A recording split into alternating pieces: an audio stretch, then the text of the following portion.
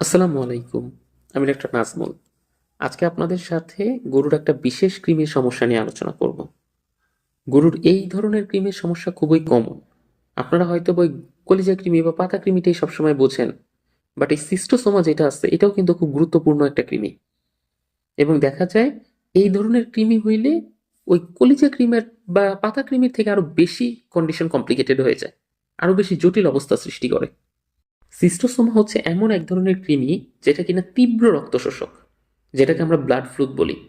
মানে এইটা হইলে বডির একদম রক্ত শুষে শুষে সব খেয়েই ফেলবেও, এই জন্য এটাকে ব্লাড ফ্লুক বলা হয়।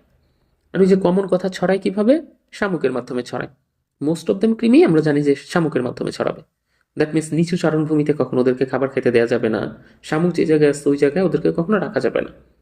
এগুলো কমন। এখন চলুন আমরা একটু জেনে নিই যে সিস্টোসোমা দ্বারা যদি আক্রান্ত হয় তাহলে ঠিক কি কি ধরনের লক্ষণ প্রকাশ পায়। সিস্টোসোমা দ্বারা আক্রান্ত হইলে মোট দুই ধরনের ভিন্ন ভিন্ন লক্ষণ প্রকাশ পায়। একটা এক ধরনের লক্ষণ আপনি দেখবেন পুরোটা পেটের সাথে সম্পর্কিত, আরেক ধরনের লক্ষণ আপনি দেখবেন নাকের সাথে সম্পর্কিত। দুইটাই কিন্তু সিস্টোসোমা দ্বারা এফেক্টেড হচ্ছে, বাট একটা পেটের সাথে আর একটা নাকের সাথে।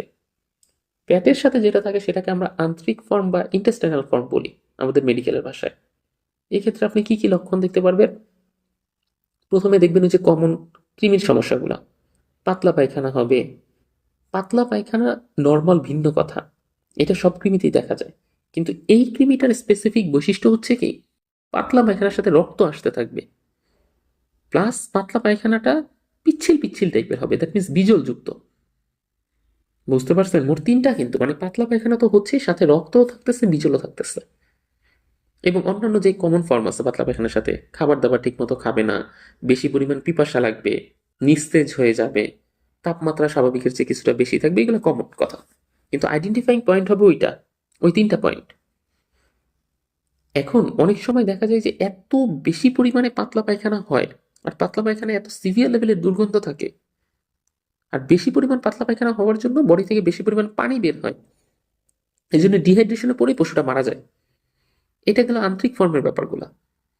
কিন্তু আমাদের যদি ওই যে নাকের সাথে সম্পর্কিত যেটা বললাম, নিঃশ্বাসের সাথে, অনেক সময় দেখা যায় এই কৃমি পেটে না থেকে নাকের ওই জায়গার ব্লাড ভেসেলে চলে আসে, কারণ এটা ঘুরে হচ্ছে রক্তের মধ্যে দিয়ে। এখন ওই রক্তের মধ্যে দিয়ে ঘুরতে ঘুরতে ওর নাকের এইখানে যখন চলে আসে, এসে নাকের মধ্যে ঘায়ের মতো সৃষ্টি করে, এবং ওই ঘায়ের মধ্যে পুঁজ হয়। পুঁজ হয়, আবার অনেক সময় দেখা যায় যে ওই যে টিউমার হইলে যেরকম একটা গ্রোথ হয়, একটু বড় হয়ে যায়, তো এইটার ক্ষেত্রে এরকম বড় হয়।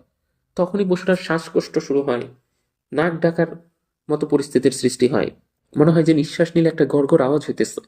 এখন আমরা তো মনে করতেছি এটা হচ্ছে ঠান্ডা লাগছে, বাট ব্যাপারটা ঠান্ডা লাগে নাই কিন্তু, এটা হয়েছে কৃমির সমস্যা থেকে, যেটা কিনা সিস্টোসোমার ওই ন্যাজাল ফর্ম, মানে হচ্ছে নাকের সম্পর্কিত। তো এরকম ভাবে পার্থক্যগুলো কিন্তু বুঝতে হবে, কোনটা ঠান্ডা আর কোনটা হচ্ছে এরকম ভিন্ন কৃমিজনিত সমস্যা।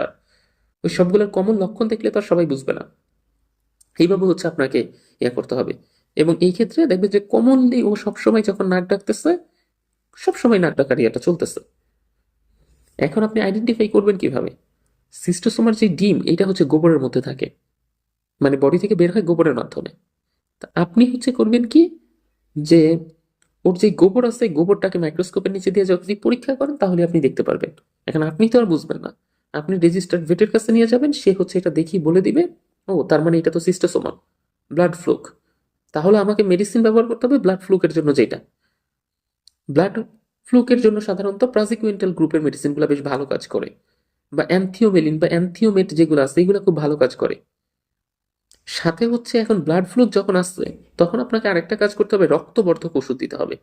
কারণ এতদিন এগুলা প্রচুর পরিমাণে ব্লাড সাক করছে, যার কারণে হচ্ছে বডিতে এখন ব্লাডের সিভিয়ার লেভেলের, মানে হচ্ছে কি বলে এটাকে, ওরকম ব্লাড নাই, এটা চলতেছে, রক্ত শূন্যতা যেটাকে আমরা বলি। এই জন্য আপনাকে রক্তবর্ধক ইঞ্জেকশন করতে হবে সাথে। কৃমির ওষুধ দিয়ে শুধু বসে থাকলে হবে না, লিভার টনিক দিয়ে বসে থাকলে হবে না, সাথে আপনাকে রক্তবর্ধক ওষুধও এখানে সাপ্লাই করতে হবে। তাহলে দেখবেন যে আস্তে আস্তে এই জিনিসটা ঠিক হয়ে আসতেছে, এবং ওই রক্তটা যখন বর্ধক ইয়া করেন, ইঞ্জেকশনটা করবেন, তখন দেখবেন যে ওর খাবারের পরিমাণটা অনেক বাড়তেছে। কারণ রক্ত তৈরি হইতে গেলে নিউট্রিয়েন্ট দরকার, নিউট্রিয়েন্ট দরকার হইলে এটা কই থেকে পাবে? খাবার থেকে। এই জন্য খাবারের চাহিদা তখন বেড়ে যাবে। আর যদি দেখেন একান্তই হচ্ছে পাতলা পায়খানা খুব বেশি হচ্ছে, তখন হচ্ছে এখানে হজম ডাইজেস্টিভ স্টিমুলেন্টের মেডিসিন ব্যবহার করতে হবে, প্লাস পাতলা পায়খানাটা যেন না হয় সেটা করতে হবে। পাতলা পায়খানার সাথে যদি রক্ত থাকে তখন রক্ত বন্ধ করার মেডিসিন ব্যবহার করতে হবে। এটা পুরোটাই হচ্ছে কিন্তু সাইন সিমটম ভিত্তিক। আপনি যখন আপনার কাছাকাছি সেই ডাক্তারকে বুঝিয়ে বলতেছেন ব্যাপারটা, সে বুঝে তখন এটা মেডিসিনগুলো ব্যবহার করতেছে, এবং কি কি লক্ষণ আছে এটার উপর নির্ভর করতেছে কি কি মেডিসিন আপনি দিবেন। ওই গড়পাত্রা কমন ইউটিউব দেখা যে হ্যাঁ এইটা হইলেই দিতে হয় এরকম না। লক্ষণ কোনটার আছে, কতটুকু এটার তীব্রতা আছে, এটার উপর ডিপেন্ড করবে আপনি ঠিক কি পরিমাণ মেডিসিন এখানে ব্যবহার করবেন। বুঝতে পারছেন? যদি এইভাবে মেডিসিনগুলো ব্যবহার করেন আর ওই খাবারের দিকটা নিচু চারণভূমি বন্ধ করতে পারেন, শামুক যে জায়গায় আছে ওই শামুকযুক্ত জায়গার খাবার বন্ধ করতে পারেন, তাহলেই দেখবেন যে আর এই ব্লাড ফ্লু বা সিস্টোসোমা দ্বারা আপনার পশুটা আক্রান্ত হচ্ছে না, একদম সম্পূর্ণ সুস্থ থাকতেছে। আর রিপিট ডোজে কৃমির ওষুধগুলো দিবেন। সারা জীবন ওই অ্যালবেন্ডাজলের উপরই বৈশা আসছেন ওরকম না।